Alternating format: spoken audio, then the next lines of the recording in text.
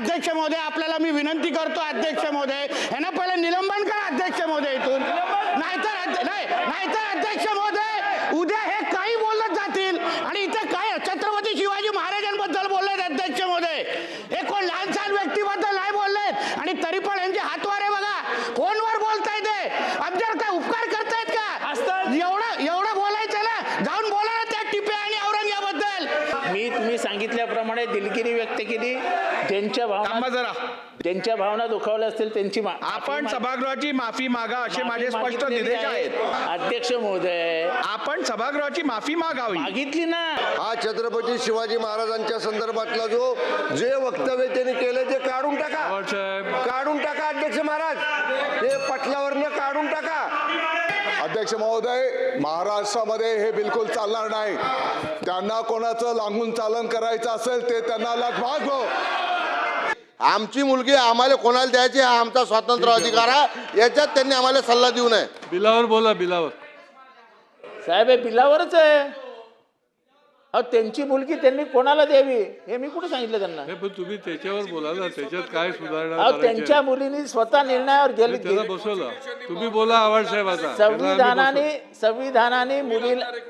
संविधानाने मुलीला जर अधिकार दिला असेल तर उद्या ऑनर किलिंग करू नका, जाऊन तिचा बळी घेऊ नका, तिच्या मानेच्या तुकडे करू नका. जे नांदेडमध्ये झालं,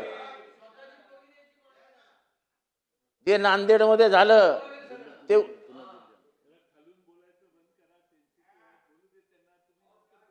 नांदेड या महाराष्ट्रामध्ये धर्म राहिला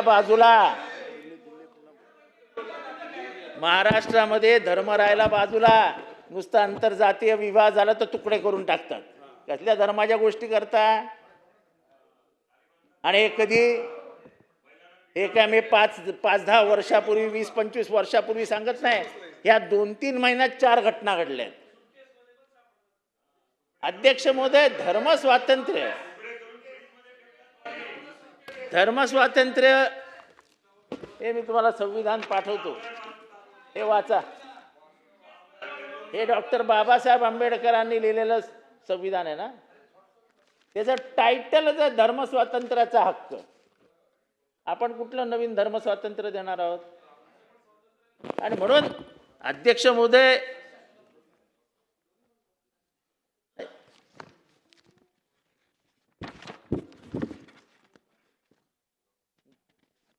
ग्रामपंचायतीच्या म्हणजे हे सगळं प्रलोभन ही व्याख्याच व्यापक आहे.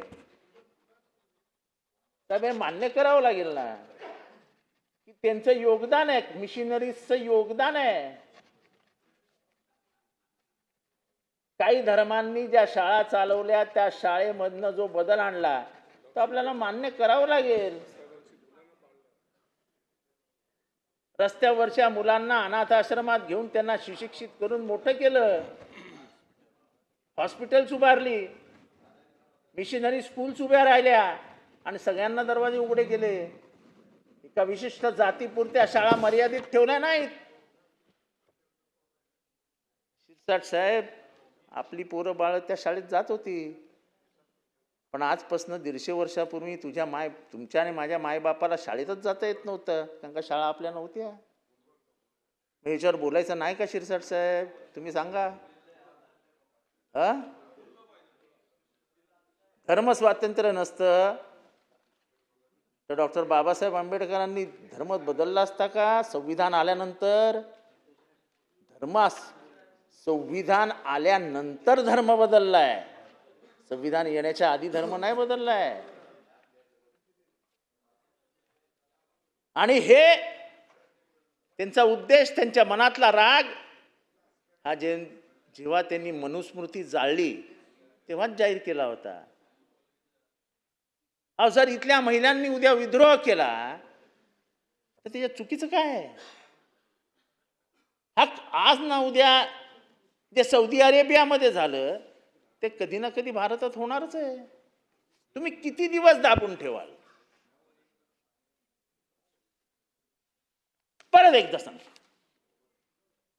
धर्मांतराला आमचा विरोध आहे, पण ह्या बिलाच्या नावालाच आमचा विरोध आहे. धर्मस्वातंत्र्य ह्या नावाखाली तुम्ही धर्मामध्ये परत एकदा एका विशिष्ट जातीचा पगडा उभा राहील याचा प्रयत्न करताय आणि तो आम्हाला मान्य नाही. त्याला आम्ही कायम विरोध केला आहे आणि तो विरोध आमचा कायम राहील. आणि म्हणून अध्यक्ष महोदय, आमचं म्हणणं एवढंच आहे की जेव्हा संविधानाने एखादी गोष्ट निर्णय घेतलेला आहे, संविधानात ते आलेलं आहे, तेव्हा त्या संविधानामध्ये हस्तक्षेप करण्याचा अधिकार तुम्हाला नाही. कुठल्याही राज्य सरकारला संविधानामध्ये जाण्याचा अधिकार नाही. The very title of the bill is faulty. The very title of the bill is faulty.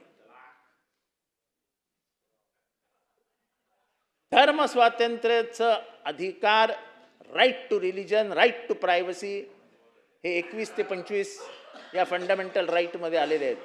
त्या फंडामेंटल राईटला केशवानंद भारती या केसमध्ये स्पष्टपणाने 13 जणांच्या न्यायाधीशांनी, म्हणजे फंडामेंटल म्हणजे तो बेसिक जजमेंट आहे या कॉन्स्टिट्यूशनचं, की तुम्हाला संविधानाच्या मूळ गाभ्याला हातच घालता येत नाही.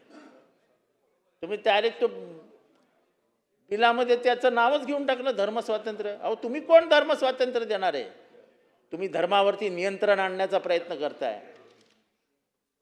लोकांच्या अधिकारावरती गदा आणण्याचा प्रयत्न करताय. जबरदस्तीने होत असेल त्याचा विरोध करा.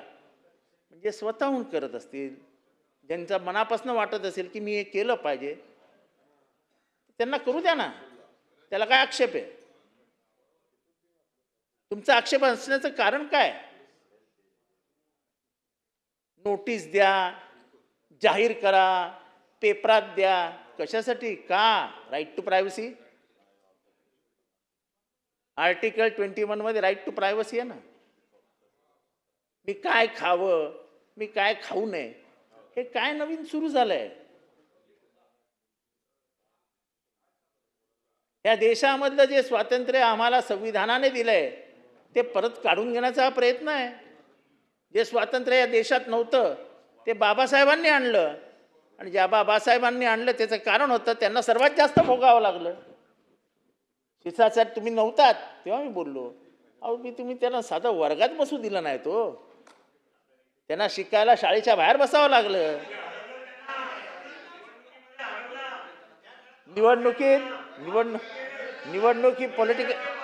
निवडणुकी पॉलिटिकल आयडिओलॉजी असते. निवडणुकी पॉलिटिकल आयडिओलॉजी असते. त्यामुळे अध्यक्ष महोदय,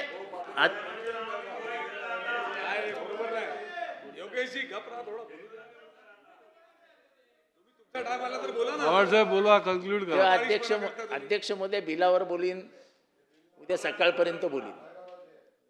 पण बिलाच्या तत्वावर आणि बिलाच्या तत्वावर बोलतोय मी. बिलाच्या तत्वाच्या बाहेर जाऊन बोलत नाही. नाही, नियम 124 प्रमाणे त्या बिलाच्या मुद्द्यावरच तुम्हाला बोलता येईल. त्याच्यामुळे तुम्ही त्याच्यावर बोला, किती वेळ बोला.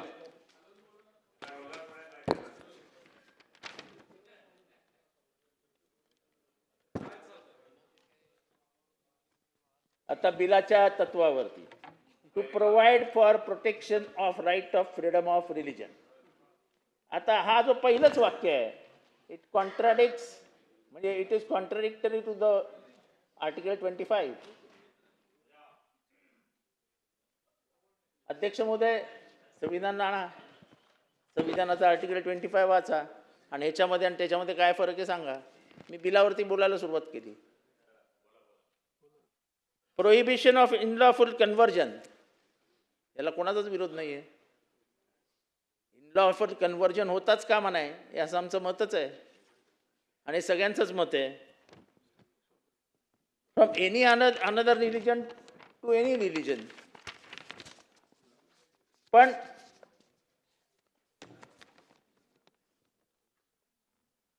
याच्यात जे तुम्ही competent authority, conversion means renouncing one's own religion and adopting another religion. That is by choice. It is my right to privacy. उद्या जर मला असं वाटलं की मला बुद्धिझम स्वीकारायचा आहे, तर त्याला आक्षेप घेणारे तुम्ही कोण?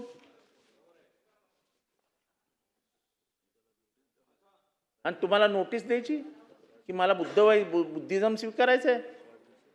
मला तत्वज्ञान पटलं बुद्धाचं, तर शिरसाट साहेब कोणाचा आक्षेप असण्याचं कारण आहे?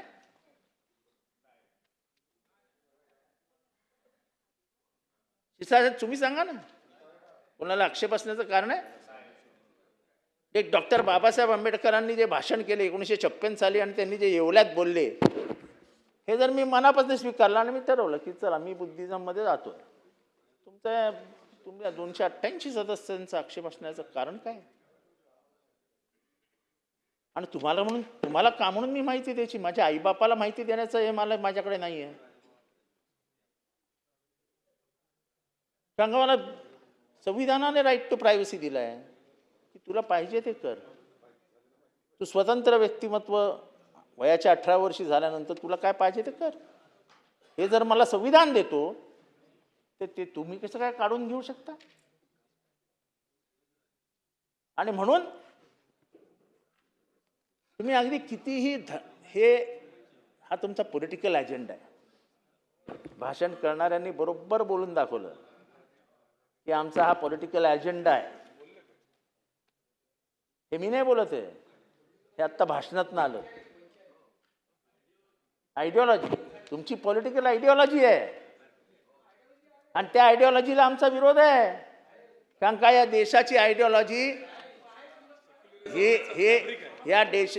सेक्युलरिझम ह्या देशाचं फॅब्रिक आहे आणि ते फॅब्रिक टरा फाडण्याचं काम हे गेले काही वर्ष इथे होतंय.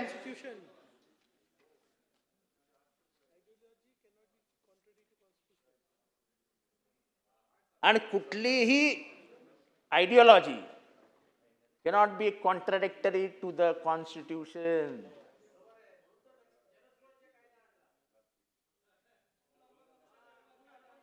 म्हणून तुम्ही जो कायदे आणता, मी इथे मंत्री महोदय नाही आहेत, बावनकुळे, त्याच्या मनापासून आभार मानतो. त्यांनी कायदा आणला आणि जेव्हा त्याला कायद्यातलं पहिलं वाक्य आम्ही वाचून दाखवलं की हेच मुळात चुकीचं आहे, माननीय मुख्यमंत्र्यांनी मान्य केलं की तुम्ही काय ती कमिटी, सिलेक्ट कमिटी बसवा, आणि त्यांनी ते वाक्य सकट सगळं बिलच बदलवलं. आमचेही हेतू, आम्ही इथे कायदा बनवायला चालू आहोत. तुम्हीच फक्त कायदे बनवता आणि आम्ही कायद्याचे विरोधक आहोत, अशातला काही भाग नाही. संसदेमध्ये जेव्हा हे आलं, राईट टू रिलिजन, तेव्हा जनसंघाची लोक नव्हती का? जनसंघाची लोक नव्हती, मंत्रिमंडळात होती हो. जनसंघाचे मंत्री होते श्यामाप्रसाद मुखर्जी.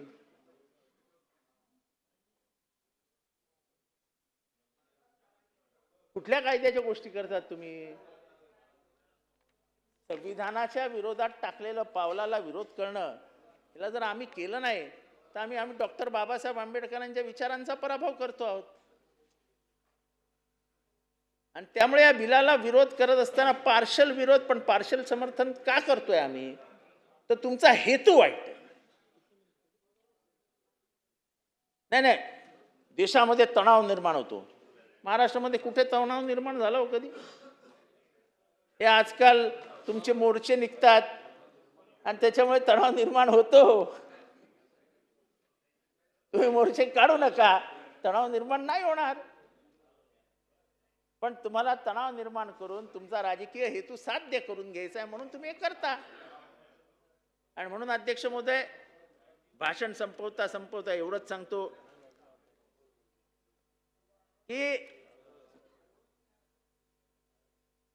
हा आत्मा आहे, या माझ्या हातातलं पुस्तक आहे ना, हा आत्मा आहे. ह्याच्यातले जे तुमचे संविधानिक अधिकार आहेत, ह्याच्यामुळे हा देश जिवंत आहे. ज्या दिवशी तुम्ही त्याला हात घालाल ना, या देशाला मारून टाकाल.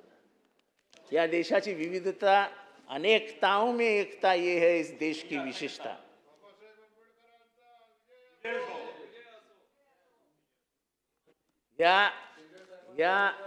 या देशातली एकता आणि एकात्मता जर टिकवायची असेल तर याला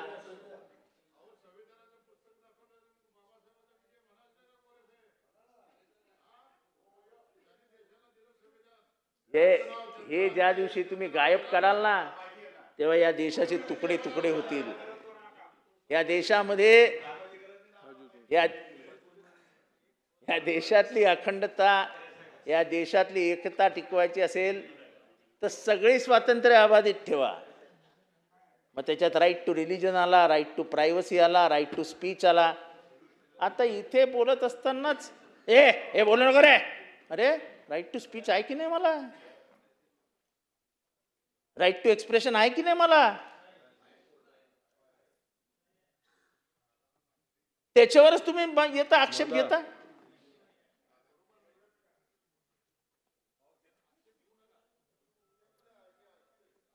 आता म्हणे अध्यक्ष महाराज, मला कोणी किती सांगितलं डेव्हलप करा, तरी मला एवढंच सांगायचं आहे की संविधानाचा पराभव करू नका, संविधानाच्या मूळ गाभ्याला हात घालू नका.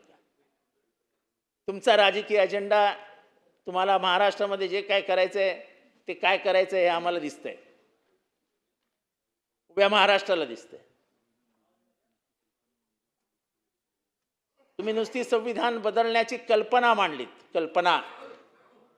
काही जण तुमच्यातले बोलून गेले आम्ही संविधान बदलणार आहोत. हलून बोलू नका, बसून बोलू नका. तर जागा किती गेल्या हे तुमच्या डोळ्यासमोर आहेत.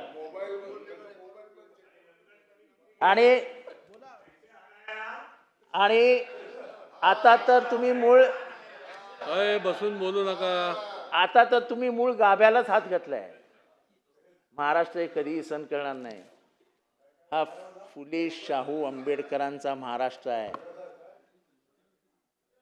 हा सावता माळ्याचा महाराष्ट्र आहे, हा गोरा कुंभाराचा महाराष्ट्र आहे, हा संत तुकारामाचा महाराष्ट्र आहे, हा चोखा मेळ्याचा महाराष्ट्र आहे, हा बसवेश्वराचा महाराष्ट्र आहे.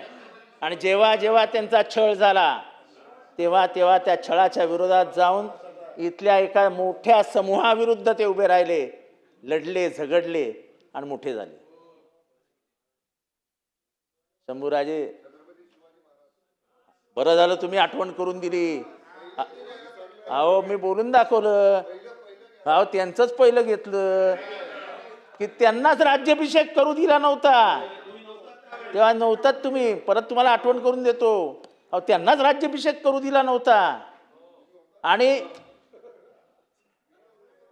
नाही तुम्ही होतात की नव्हतात, खरं तर आम्ही आवाजसाहेब इकडे बघून बोला. त्यांनाही क्षुद्र म्हटलं गेलं, आम्ही तर क्षुद्र आहोतच. त्यांनाही क्षुद्र म्हटलं गेलं, आम्ही तर क्षुद्र आहोतच.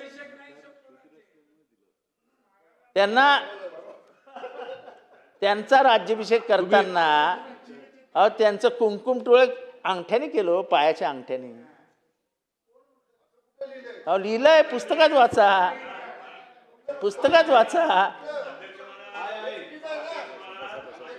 कन्क्लूड करा आता. छत्रपती शिवाजी महाराजांचा राज्याभिषेक याचा उल्लेख करताना कुठल्या पुस्तकात काय लिहिलंय, पायाच्या अंगठ्यानं तिळक लावला, हे पहिल्यांदा आम्ही इतिहासातला ऐकतोय. हा छत्रपती शिवाजी महाराजांच्या संदर्भातला जे वक्तव्य त्यांनी केले ते काढून टाका, काढून टाका अध्यक्ष महाराज, ते पटलावरनं काढून टाका. या ठिकाणी इतिहासावर डिबेट न करता विधेयकावर बोला. ही इतिहासावर डिबेट करण्याचं नाही आहे विषय.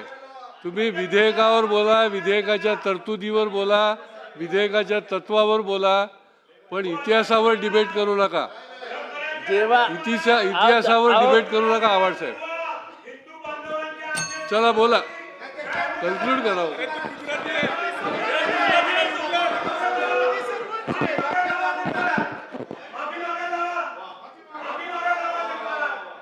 चला कन्क्लूड करा.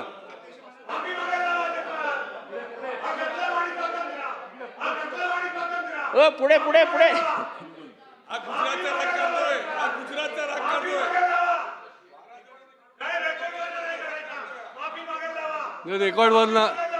रेकॉर्ड तपासून आपण योग्य तो निर्णय करू. चला ना, आता बोलू द्या.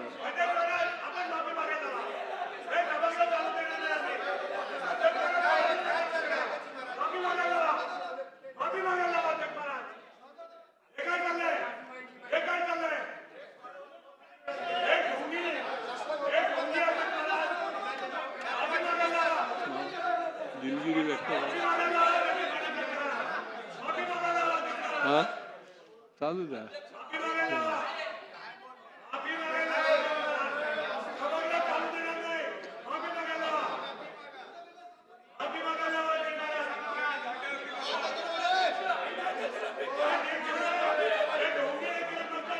अरे जागेवर बसा ना, जागेवर बसा, जागेवरून बोला ना. मी तुम्हाला संधी देतो ना बोलायला. तुम्ही जागेवर बसा, तुम्हाला संधी देतो मी.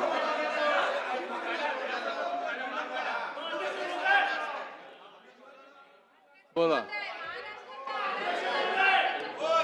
चला मंत्री महोदय, काय बोलायचं? अध्यक्ष महोदय, या ठिकाणी सन्माननीय सदस्य जितेंद्र आव्हाड साहेब त्यांच्या भावना व्यक्त करत असताना त्यांनी या भारताचं, महाराष्ट्राचं दैवत छत्रपती शिवाजी महाराजांचा घोर अपमान त्या ठिकाणी केलेला आहे. अध्यक्ष महाराज, छत्रपती शिवाजी महाराजांचा तिलक कोणाच्या पायाने केला? अध्यक्ष महोदय, महाराष्ट्रामध्ये हे बिलकुल चालणार नाही. त्यांना कोणाचं लागून चालन करायचं असेल ते त्यांना लगभाग हो. अध्यक्ष महोदय, प्रत्येक समाजामध्ये अनेक चांगल्या वाईट प्रवृत्ती काही काळापूर्वी होत्या, परंतु अध्यक्ष महोदय त्यांच्या सोयीप्रमाणे त्यांनी एखादा शब्द असाही बोलायला पाहिजे होता की आजही काही समाजांमध्ये 10 पत्नी केल्या जातात, त्यांच्यावर त्यांचं तोंड उघडत नाही, त्याच्यावर ते भाष्य करत नाही. हे संविधानामध्ये लिहिलेलं आहे का अध्यक्ष महोदय? आणि छत्रपती शिवाजी महाराजांचा अपमान करण्याचा त्यांना कोणी परवाना दिलाय? अध्यक्ष महोदय, त्यांनी माफी मागितली पाहिजे. त्यांनी संपूर्ण महाराष्ट्राची माफी मागितली पाहिजे, आपल्या देशाची माफी मागितली पाहिजे. संबंधित सदस्य मला वाटतं जितेंद्र आव्हाड साहेब या संदर्भातलं भाषण करत होते. माझी परत एकदा आपल्या सर्वांनाच विनंती राहील की भाषण करत असताना अशा कुठच्याही गोष्टीचा उल्लेख करू नका ज्यातून कोणाच्याही भावना दुखावल्या जातील, राज्यातलं जे चांगलं वातावरण आहे ते खराब होईल, असं कुठचंही कृत्य किंवा भाष्य करू नये. आणि त्यामुळे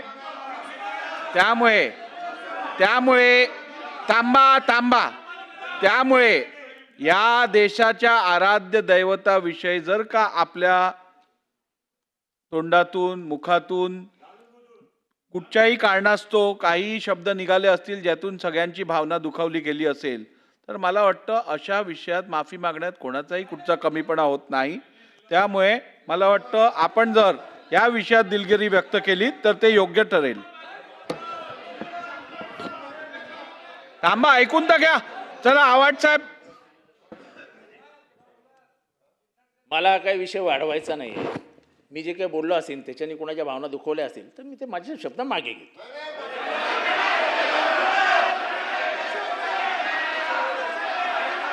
ठीक आहे,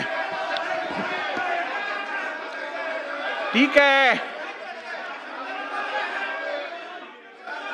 हे बघा, या सभागृहात कामकाज करत असताना कोणत्याही सदस्यासाठी सर्वात दुर्दैवी गोष्ट असते जर का आपण उल्लेख केलेल्या शब्दांना जर रेकॉर्डवरनं काढून घेतलं तर त्याच्यापेक्षा जास्त त्याच्यासाठी दुःखद ही गोष्ट होऊ शकत नाही. त्यामुळे दिलगिरी व्यक्त करून टाका. दिलगिरी व्यक्त करा. आवाड साहेब आपल्या आराध्य दैवता संदर्भात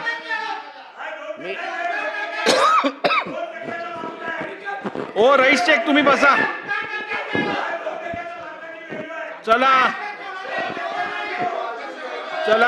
साहेब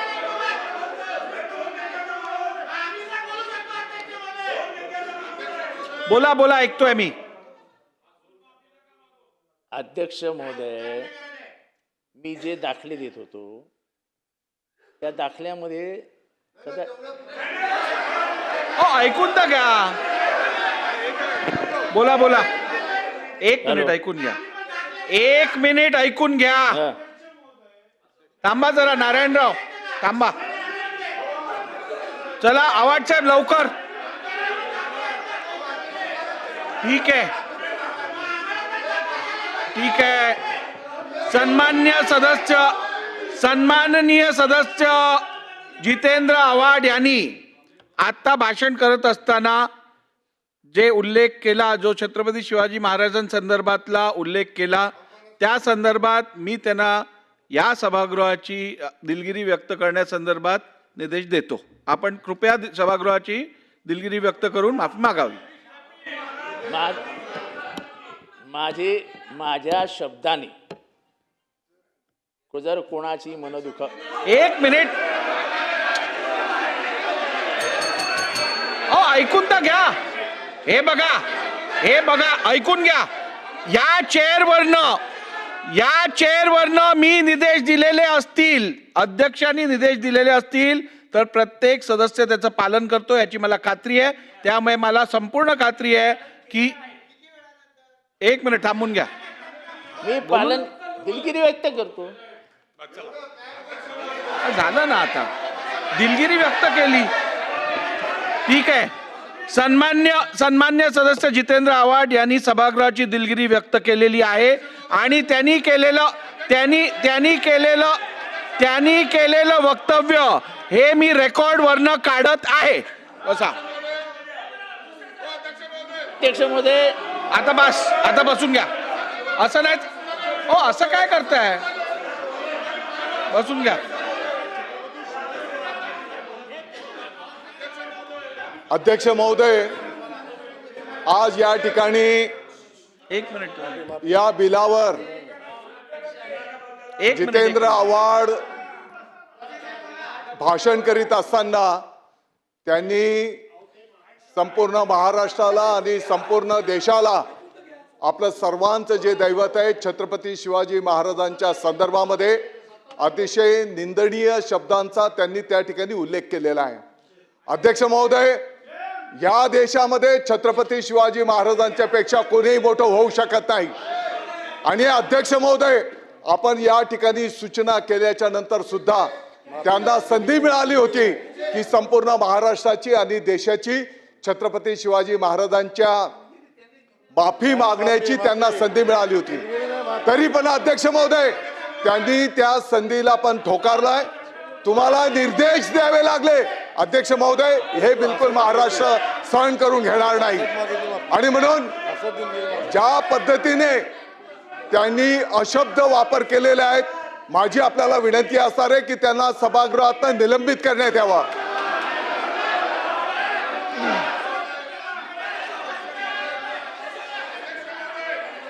ठीक आहे बसून घ्या. बोला राणे साहेब बोला. अध्यक्ष महोदय, तुम्ही माफी मागायला सांगितले अध्यक्ष महोदय, तरी पण हातवारे करणं आणि आमच्यावर उपकार करतात असे जे काय ते दाखवतायत अध्यक्ष महोदय. उद्या काय हे लोकांना कोणाच्या त्या औरंगजेबाला खुश करण्यासाठी, त्या टिप्याला खुश करण्यासाठी हे कार्यक्रम करतायत का? मग अध्यक्ष महोदय, आपल्याला मी विनंती करतो अध्यक्ष महोदय, यांना पहिले निलंबन करा अध्यक्ष महोदय इथून. नाहीतर अध्यक्ष महोदय, उद्या हे काही बोलत जातील आणि इथे काय छत्रपती शिवाजी महाराजांबद्दल बोललेत अध्यक्ष महोदय. हे कोण लहान सहान व्यक्तीबद्दल नाही बोललेत आणि तरी पण यांचे हातवारे बघा, फोनवर बोलताय ते. आमच्यावर काय उपकार करतायत का? एवढं बोलायचं ना, जाऊन बोला ना त्या टिप्या आणि औरंगजेबाबद्दल. असेल ठीक आहे, सांगा चला. त्याला जाऊन, आम्ही काय बोलणार. पण ठीक पहिले आहे. आहे ना अध्यक्ष महोदय निलंबित बसा. करा. अध्यक्ष महोदय, अध्यक्ष महोदय अहो, निलंबित करा. एक लक्षात आपण घ्या. अध्यक्ष महोदय, हे असं हे काय प्रकार आहे अध्यक्ष महोदय? ही पद्धत आहे माफी मागायची छत्रपती शिवाजी महाराजांबद्दल. हे अपमान तुम्ही सहन ठीक करा आहे, आता अध्यक्ष महोदय. बसून घ्या, बसून अध्यक्ष घ्या. महोदय बघा तुम्ही यांच्या हातवारे बघा. एक लक्षात घ्या, या सभागृहात एखाद्या विषयावरती मी निर्देश दिल्यानंतर त्या निर्देशाचं पालन झाल्यानंतर त्यांनी दिलगिरी व्यक्त केलेली आहे, त्यांनी सभागृहाची माफी मागितलेली आहे, त्यांनी म्हटलेलं जे आहे ते मी रेकॉर्डवरनं काढून टाकलेलं आहे. त्यामुळे आता आपण याच्यात पुढे जायला पाहिजे. आता आपण कामकाज पुढे न्यायला पाहिजे. बसून घ्या.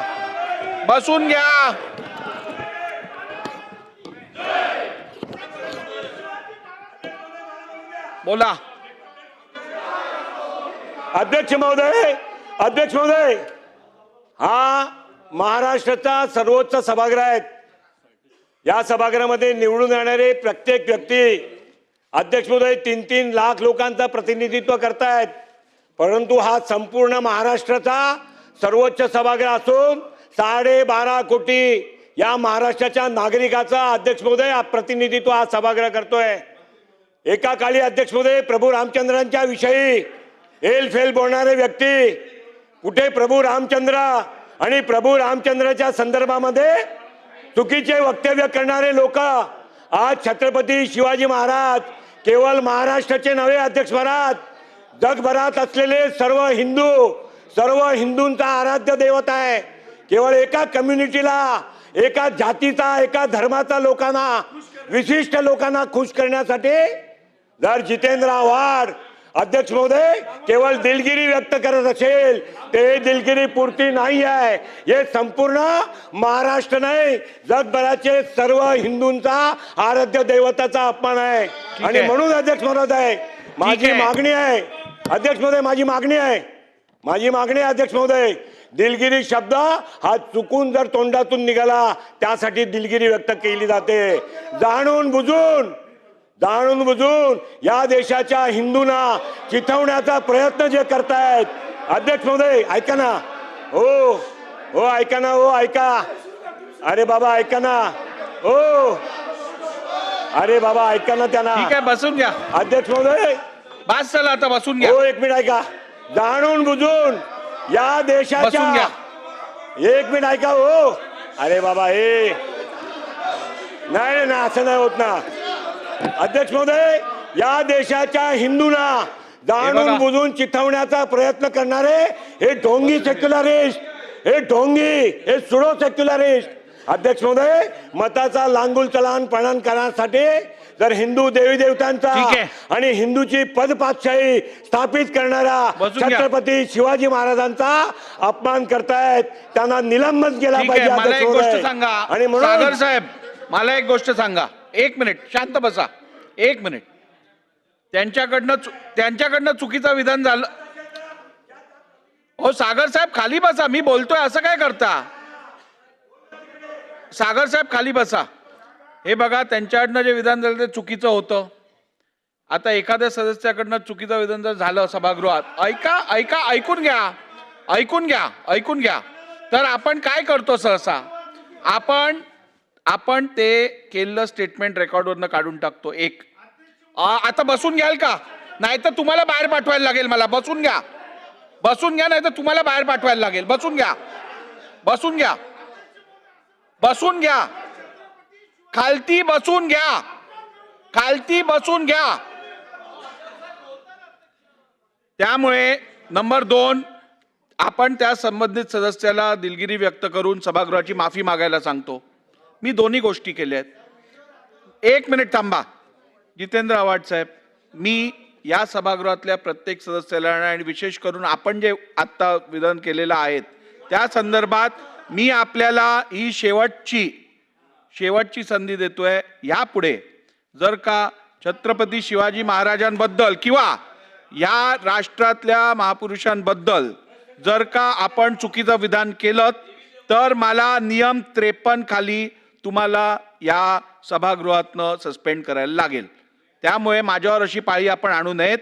माझी परत एकदा आपल्या विनंती आहे, आपण कृपया आता असं काय करताय? त्यामुळे माझी आपल्याला परत एकदा सांगणं आहे की आपण केलेल्या विधानाबद्दल आपण सभागृहाची माफी मागून ही चर्चा पुढे नेऊया. आवाड साहेब, हे आपल्या हितात आहे, आपण सभागृहाची माफी मागा. मी तुम्ही सांगितल्याप्रमाणे दिलगिरी व्यक्त केली. थांबा जरा. ज्यांच्या भावना दुखावल्या असतील त्यांची आपण सभागृहाची माफी मागा असे माझे स्पष्ट निर्देश आहेत. थांबा जरा. अध्यक्ष महोदय, आपण सभागृहाची माफी मागावी. मागितली ना सभागृहाची. बसून घ्या, असं नाही चालणार. बसून घ्या, बसून घ्या, असं नाही चालणार. बसून घ्या, बसून घ्या, बसून घ्या. चला आवाड साहेब. अध्यक्ष महोदय, मी माफी मागतो. बस ऐका ऐका. आता अध्यक्ष महोदय, चला बस. अध्यक्ष त्यांनी महोदय, सभागृहाची माफी मागितलेली आहे, संपला विषय. चला आता पुढे जाऊया. अध्यक्ष महोदय, मी कोण आहे? अध्यक्ष महोदय, नाही, त्यांच्यानंतर कोण आहे? चला.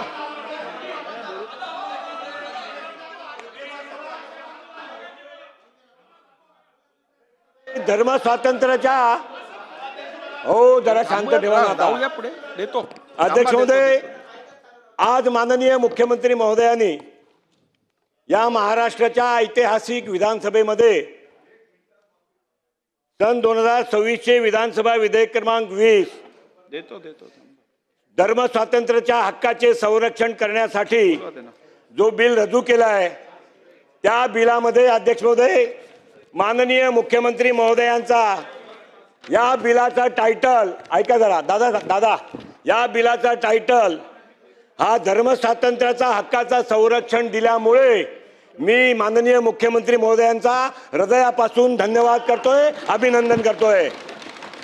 अध्यक्ष महोदय, अगदी बरोबर आणि परफेक्ट या बिलाला अध्यक्ष महोदय शीर्षक देण्यात आला आहे.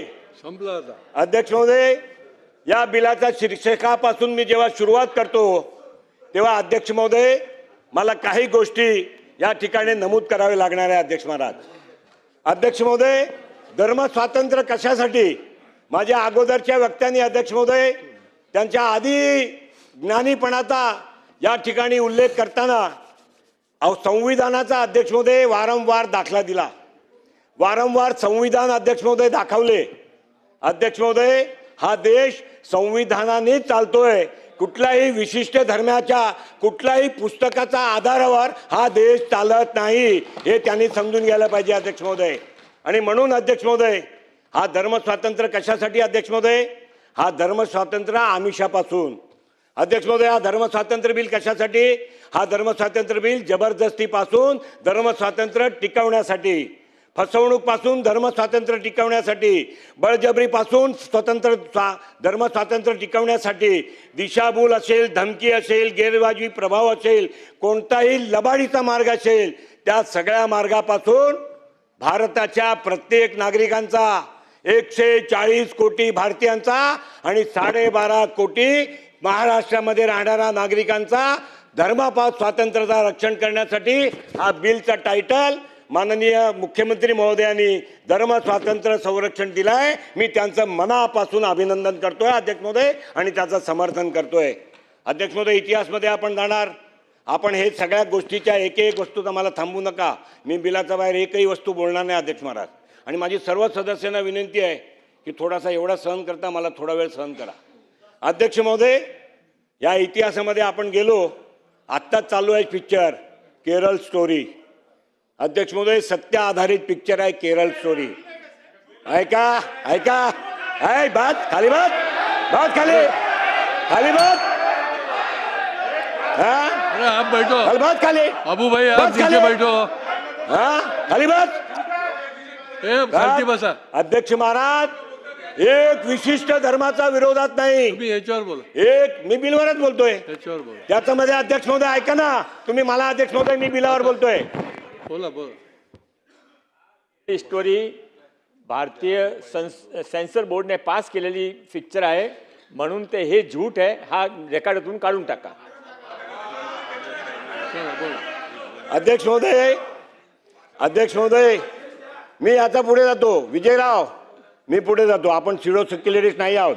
आपण सुडो सेक्युलरिस्ट नाही आहोत. मला योगेशजी माहिती बोला, आहे बोला. आपल्यामध्ये अजूनही तो शिवसेनेचा रक्त वाहतोय. त्यामुळे योगेशजी आपण बोला, सुडो विषयावर सेक्युलरिस्ट बोला. नाही आहोत. अध्यक्ष बिलावर महोदय, बोला.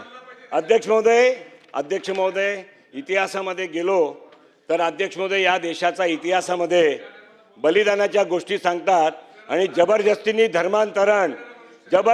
धर्मांतरणाचा विषयामध्ये या देशात शेवटचे इतिहास तर भरपूर लांब आहे, पण ज्याची इतिहासात नोंद आहे छत्रपती संभाजी महाराजांना ज्या पद्धतीने मारलं गेलंय ते धर्मांध मुघल, तो औरंग्या, तो हरामखोर औरंगजेब, विधेयकावर बोला. हरामखोर औरंगजेब, त्या हरामखोराने विधेयकावर बोला. अध्यक्ष महोदय बसतो मी. ते बोला ना तुम्ही विधेयकावर बोला ना, नाही तर मग पुढे जातो. अध्यक्ष महोदय बळजबरीचा विषय आहे. बळजबरीचा विषय आहे. बोलायला पाहिजे का नाही बोलायला पाहिजे असं ना, ते उदारमतवादी आपण व्हा. आपण सुद्धा आम्हाला अध्यक्ष महोदय सहन करा. अध्यक्ष महोदय गुरु तेग बहादूर सिंग अध्यक्ष महोदय काश्मीरच्या पंडितांना धर्मांतरणासाठी हरामखोर औरंगजेब, धर्मांध औरंगजेब काश्मीरच्या लोकांवर जेव्हा अत्याचार करायचे तेव्हा गुरु तेग बहादूरकडे ते गेल्यावर गुरु तेग बहादूरनी धर्मांतरणाचा विरोध केला. बघा चालले जितुद्दीन पण चालले. आता ऐकणार नाही तरी मी पूर्ण बोलणार. अध्यक्ष महाराज गुरु तेग बहादूर सिंगचा शिरच्छेद केला. गुरु तेग बहादूर सिंगचा अध्यक्ष महोदय त्या तिकडे शिरच्छेद केला आणि शिरच्छेद करून चांदनी चौक में गुरु तेग बहादूर सिंग का सिर गिरा. हो अबू आजमी गुरु तेग बहादूर सिंग अध्यक्ष महोदय गुरु तेग बहादूर सिंग के 3 साथी भाई मतीदास, भाई दयालजी, भाई सतीदास. भाई मतीदासना अध्यक्ष महोदय करवतीतून कापला. औरंगजेबाने हरामखोराने धर्मांध राज्यकर्त्यांनी भाई मतीदासला करवतनी कापला. अध्यक्ष महोदय भाई दयालजीना उकळता तेल मध्ये टाकला. या औरंग्याने, या हरामखोर औरंगजेबने त्याची पिलावळ अजून या देशात जिवंत आहेत. त्या औरंगजेबची, त्या अफजल खानची पिलावळ अजून या देशात जिवंत आहे. त्यांच्यासाठी हा बिल अध्यक्ष महोदय आणण्यात आलाय. अध्यक्ष महोदय भाई सतीदास कापसाचा गोंडा केला, तयार बोंडा, कापसाचा बोंडा भाई सतीदासना बांधला आणि तो कापसाचा बोंडा अध्यक्ष महोदय पेटवला, जिवंत जाळला. त्या अध्यक्ष महोदय या बळजबरीच्या विरोधात हा धर्म स्वातंत्र्य बिल आहे. अध्यक्ष महोदय हे विसरायला नकोय.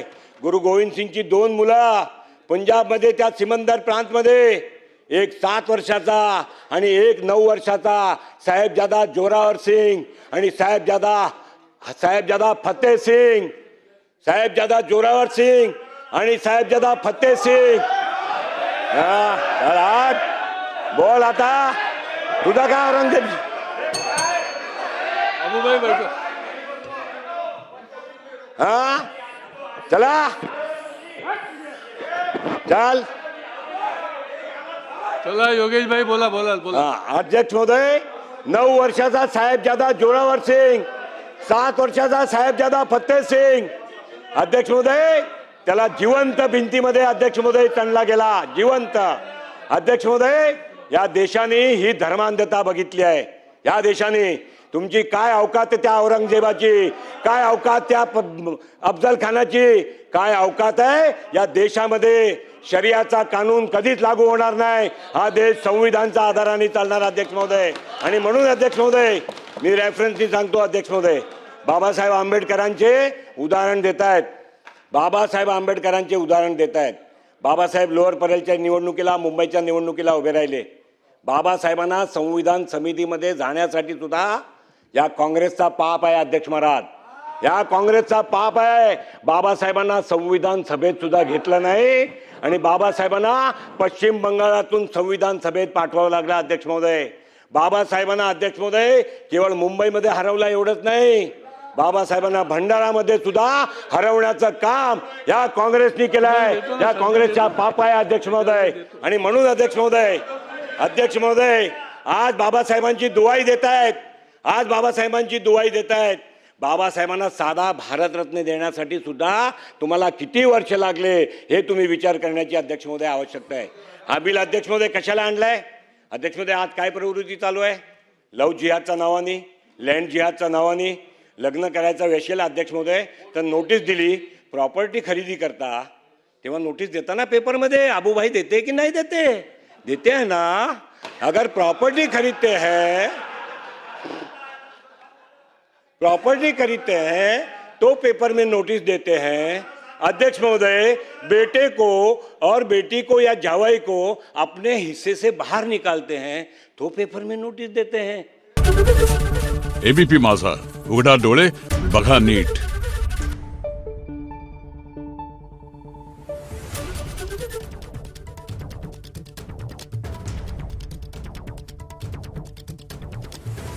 Thank you.